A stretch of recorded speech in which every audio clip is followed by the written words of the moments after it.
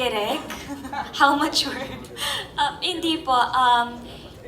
Yung character ko po, I think talagang nabigyan siya ng buhay because of our directors.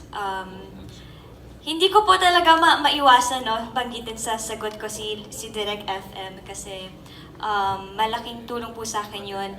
Sa totoo lang po, sabi ko nga po kanina kay Tita Lot, natatakot talaga akong gampanan si Arisa kasi sobrang iba niya sa mga characters na nagampanan namin ni Seth before. Yung last serye po namin, 30 Linen pa, natatay ko rin po si General.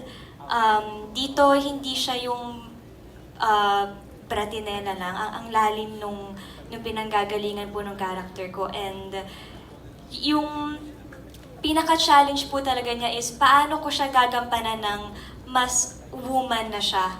Nang hindi bata yung mindset niya, hindi yung padalos-dalos sa mga desisyon. Although magkakamali din naman po yung character ko dito, pero in a way na isosolve niya yung problema niya in a mature way. Kasi iba rin yung nuances and vulnerabilities ng isang teen to a young adult, no? So talagang uhugutin mo ngayon. How old are you na ba now, Francine?